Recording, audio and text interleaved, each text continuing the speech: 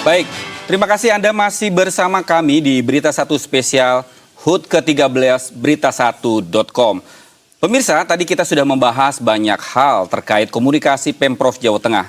Dan kali ini kita akan membahas lebih lanjut dengan Gubernur Jawa Tengah Pak Ahmad Lutfi.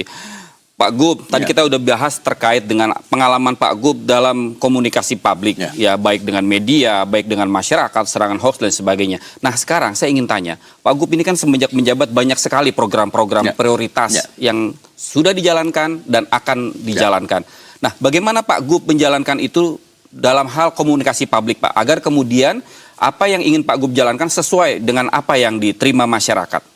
Yang pertama, apa yang kita lakukan harus bisa dinikmati oleh masyarakat kita. Contoh misalkan, dalam rangka menciptakan clear and good government, maka yang kita perlukan adalah quality control daripada seluruh OPD tempat kita.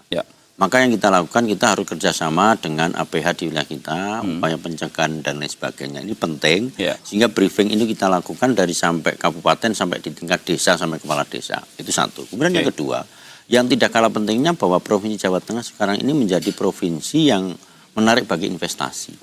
Untuk menarik investasi, salah satu syarat adalah bagaimana menciptakan situasi keamanan ketertiban di wilayah kita, sehingga kepercayaan publik terhadap investasi Jawa Tengah akan tinggi.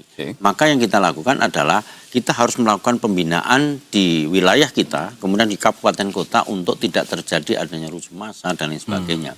Kemudian yang kedua, perizinan di tempat kita dipermudah. Kemudian yang ketiga, yang tidak kalah pentingnya adalah kawasan industri kita ciptakan. Dan yang keempat yang tidak kalah pentingnya adalah sumber daya manusia di Provinsi Jawa Tengah ini adalah kompetitif dan luas lahan masih luas. Sehingga investasi di Jawa Tengah mau tidak mau harus kita galakkan. Kita gubernur dengan para bupati wali kota sebagai public relation, sebagai agen untuk menjual wilayah kita, untuk investasi wilayah kita. Sehingga Jawa Tengah untuk 2025 itu 110 triliun, kemudian bisa mereduksi angkatan kerja 285.000 tenaga kerja. Dan untuk triwulan 1 2026 kita sudah dapatkan investasi 23 triliun dengan angkatan kerja 92.000. Artinya apa? Bahwa di Jawa Tengah ini harus dirasakan masyarakat bahwa sumber daya manusia Jawa Tengah ini kompetitif, dia tidak kalah dengan China. Saya punya teman di Mr. Jangi, dia punya usaha di KITB Kendal.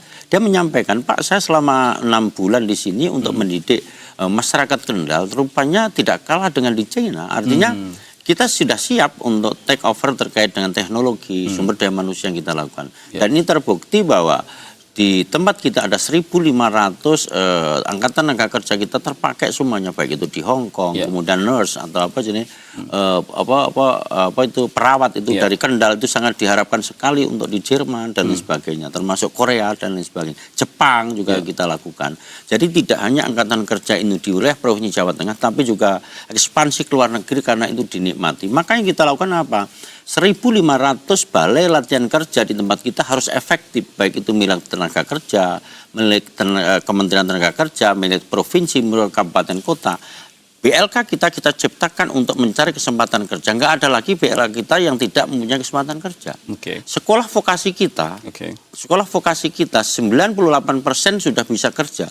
Yang 2% tidak kerja karena apa? Dia melanjutkan kuliah, kalau belum cukup umur.